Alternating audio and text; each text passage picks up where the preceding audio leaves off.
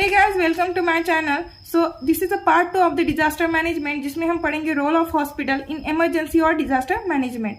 तो disaster management के part 1 में हमने पढ़ा था definition of disaster, types and levels of disaster and disaster management cycle. अगर आपने पार्ट 1 नहीं देखा होगा तो इस वीडियो के डिस्क्रिप्शन में मैं उसकी लिंक दे दूंगी, या फिर इस वीडियो के स्टार्टिंग में जो अपर राइट कॉर्नर में आई बटन ओपन होता है उस पर क्लिक करके आप डायरेक्टली उस पार्ट 1 पर जा सकते हैं। सो चलिए स्टार्ट करते हैं role of hospital in emergency और डिजास्टर मैनेजमेंट। तो significant role of hospital in emergency और डिजास्टर। देखिए, इमरजेंसी एंड डिजास्टर सेम ही होता है, डिजास्टर को ही इमरजेंसी भी बोलते हैं। तो एक हॉस्पिटल का क्या रोल होता है जब भी कोई डिजास्टर आता है या फिर इमरजेंसी आती है? तो सबसे पहले तो हॉस्पिटल क्या करता है, विक्टिम्स को रिसीव करता है। जब भी कोई इमरजेंसी आती है या डिजास्टर होता है तो उस डिजास्टर की वजह से बहुत सारे विक्टिम्स होते हैं।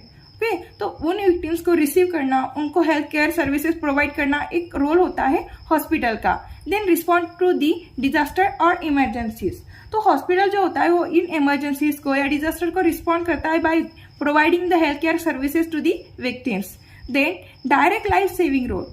जो कुछ भी विक्टिम्स होते हैं डिजास्टर के, उनकी लाइफ को सेव करने का काम भी या रोल जो होता है वो हॉस्पिटल का रोल होता है। तो हॉस्पिटल क्या करता है, इन विक्टिम्स के लाइफ को सेव करता है by providing health care services. तो ये भी उसका एक इंपॉर्टेंट रोल है कि direct life saving role to protect the public safety and public health. Then hospital जो होता है वो पब्लिक के सेफ्टी को, उनकी हेल्थ को प्रोटेक्ट करने का काम करता है। एंड हॉस्पिटल के पास कैपेसिटी होती है कि वो जो विक्टिम्स है उनकी जो मेंटल हेल्थ है या फिजिकल हेल्थ है उसको रिकवर करने की कैपेसिटी भी हॉस्पिटल के पास होती है, क्योंकि हॉस्पिटल उनको हेल्थ केयर सर्विसेज प्रोवाइड कराता है जिसके थ्रू वो उनकी जो होती है वो मेंटल हेल्थ रिकवर कर सकता है। So these are the some roles of the hospital in emergency और डिजास्टर। अब अभी रोल ऑफ हॉस्पिटल के अंदर ही जो मोस्ट इंपॉर्टेंट टॉपिक है वो है process of making disaster plan for the hospital. देखिए, जो भी हॉस्पिटल्स होते हैं उनके पास एक प्लान होता है जिसको हम बोलते हैं डिजास्टर और इमरजेंसी प्लान। ये प्लान जो होता है वो जब भी कोई डिजास्टर आता है या इमरजेंसी आती है तब यूज करने के लिए हॉस्पिटल द्वारा बनाया जाता है, ताकि उस प्लान को यूज करके वो इमरजेंसी को मैनेज कर सके। ओके, सो चलिए देखते हैं। द हॉस्पिटल इमरजेंसी और disaster planning can be divided into the 3 phases. तो जो इमरजेंसी के लिए जो कुछ हॉस्पिटल प्लान करता है या कुछ भी प्लानिंग करता है वो 3 फेजेस में डिवाइड होती है। जो 3 फेजेस होते हैं उसमें पहला फेज होता है pre disaster phase, second phase जो होता है वो होता है डिजास्टर फेज, एंड जो थर्ड फेज होता है वो होता है पोस्ट डिजास्टर फेज, मतलब डिजास्टर बाद वाला फेज। प्री डिजास्टर फेज मतलब डिजास्टर के पहले वाला फेज, एंड डिजास्टर फेज मतलब जिसमें डिजास्टर आ चुका है वो वाला phase, that is the disaster phase. तो इस तरह से हॉस्पिटल प्लानिंग भी 3 फेजेस में डिवाइड होती है। सो हम सारे फेजेस को 1 बाय 1 देखेंगे। सबसे पहले देखेंगे प्री डिजास्टर फेज, जिसमें सबसे पहले आती है planning. So most of the assessment and planning is done in the pre disaster phase. So जो ज्यादातर प्लानिंग होती है, जो हॉस्पिटल मेनली जो मोस्ट ऑफ द प्लानिंग करता है वो प्री डिजास्टर फेज में ही करता है, प्लानिंग स्टेप के अंदर करता है।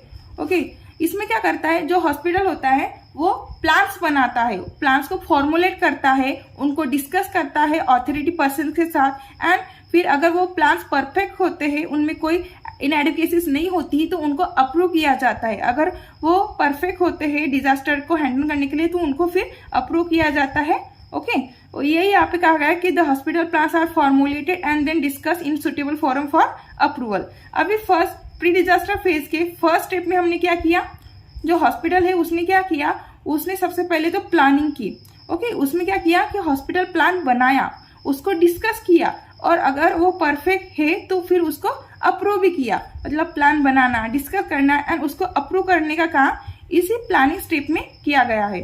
अभी नेक्स्ट देखेंगे, इसके अंदर सेकंड स्टेप है द डिजास्टर मैनुअल। अभी डिजास्टर मैनुअल क्या होता है? देखो, डिजास्टर मैनुअल कुछ नहीं होता है, डिजास्टर प्लान को ही डिजास्टर मैनुअल बोलते हैं, लेकिन इसमें डिफरेंस होता है। डिजास्टर प्लान मतलब सिंपल प्लान जो बनाया हुआ है, लेकिन उसी प्लान को जब हॉस्पिटल डॉक्यूमेंट फॉर्म में लिख देता है तो उसको हम डिजास्टर मैनुअल बोलते हैं।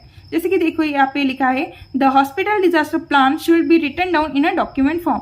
मतलब अभी उस हॉस्पिटल ने उस प्लान को, डिजास्टर प्लान को एक परफेक्ट डॉक्यूमेंट फॉर्म में लिख दिया गया, तो उसको डिजास्टर मैनुअल कहते हैं। अभी उस डिजास्टर मैनुअल की कॉपीज बनाई जाएंगी एंड जो हॉस्पिटल होता है उसकी सारी एरियाज में, सारी डिपार्टमेंट्स में उन कॉपीज को अवेलेबल किया जाएगा and copies of the same should be available in all the areas of the hospital.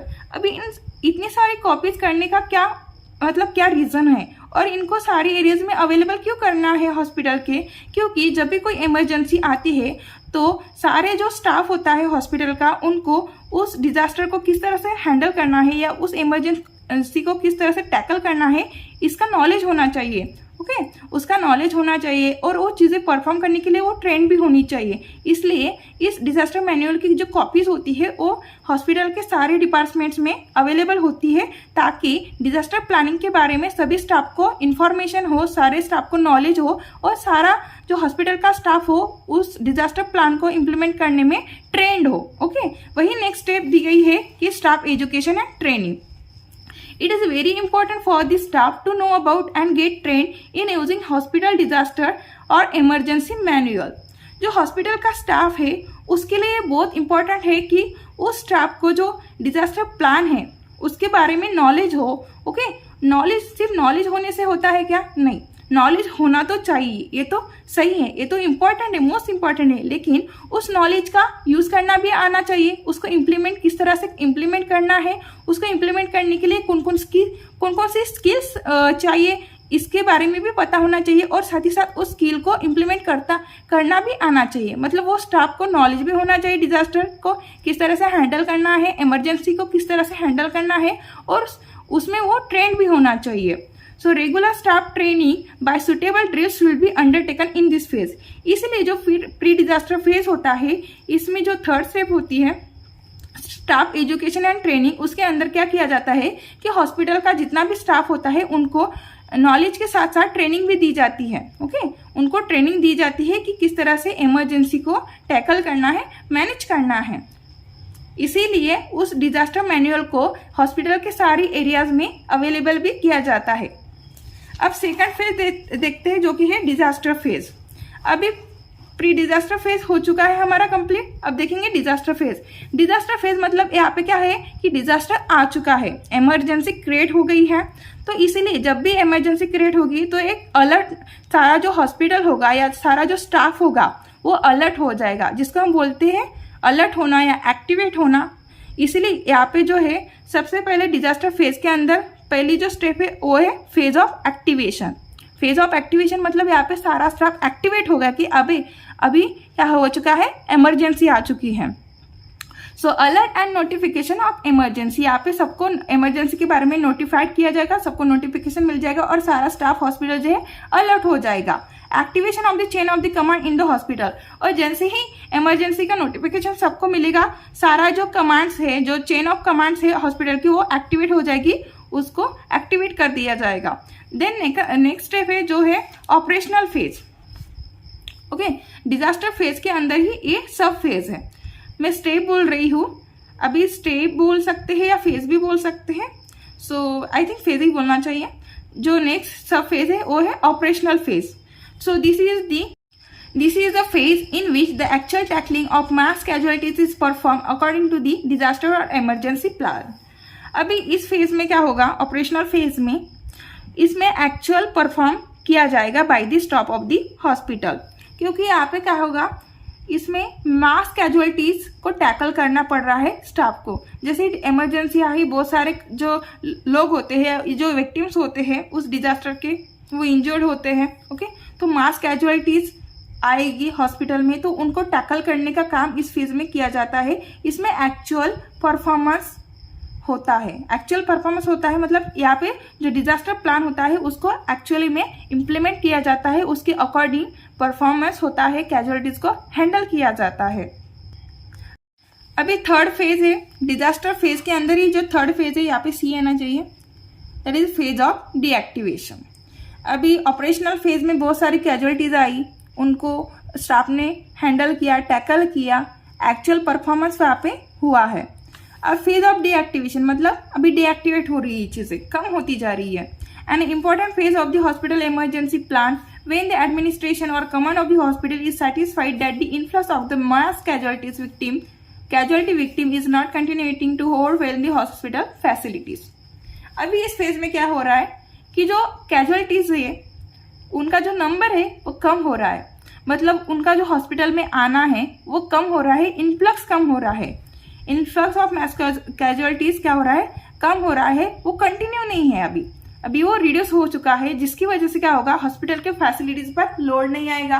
Okay, and जो एडमिनिस्ट्रेशन होगा वो भी सेटिस्फाई होगा कि हाँ अभी इमरजेंसी जो है अभी थोड़ी सी वो कम हो चुकी है, क्योंकि अभी जो कैजुअलिटीज है उनका आना थोड़ा सा अभी डिसकंटिन्यू हो चुका है, कम हो चुका है, मतलब अभी जो है अभी ये डीएक्टिवेशन की तरफ जा रहा है। ओके, डीएक्टिवेशन जा रहा है, अभी थोड़ी देर बाद एक वक्त बाद ये क्या होगा, खत्म हो जाएगा, क्योंकि अभी उसके एक वक्त बाद ही कैजुअलिटीज का आना बंद हो जाएगा, रिड्यूस होते होते डिसकंटिन्यू होते होते फुल्ली बंद हो जाएगा।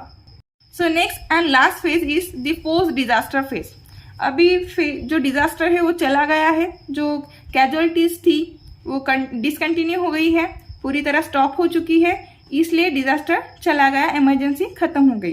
तो उसके बाद का जो फेज होता है उसको पोस्ट डिजास्टर फेज कहते हैं। तो this is an important phase of the disaster planning where the activities of the disaster emergency phases are discuss. तो ये ऐसा फेज है जिसमें एक्टिविटीज को डिस्कस किया जाता है, जो कुछ एक्टिविटीज परफॉर्म हुई है डिजास्टर फेज के दरमियान उनको यहाँ पे डिस्कस किया जाता है एंड देखा जाता है कि उस प्लानिंग में जो डिजास्टर प्लान को इम्प्लीमेंट किया गया था डिजास्टर फेज के दरमियान, उस प्लानिंग में या उस प्लान में कुछ इनएडिक्वेसीज थी क्या, मतलब कुछ ऐसी चीजें की थी क्या जो इम्पोर्टेंट थी उस वक्त एंड अपन उसको ऐड किया नहीं गया था, या कुछ गलत चीजें उसमें ऐड की गई थी। तो इन एडिक्वेसीज को, अपर्याप्तता को क्या किया जाता है, नोट किया जाता है ताकि फ्यूचर में उनको इम्प्रूव कर सके। तो this is all about the process of making disaster plan for the hospital. उसके अंदर हमने देखे 3 phases, that is pre disaster phase, disaster phase and post disaster phase. तो इसके नोट्स अगर चाहिए होंगे तो इसकी लिंक में आपको डिस्क्रिप्शन बॉक्स में दे दूंगी, वहां पे जाके आप डायरेक्टली फेसबुक पेज पे चले जाएंगे और वहां पे आपको ये नोट्स मिल जाएंगे। Thank you very much.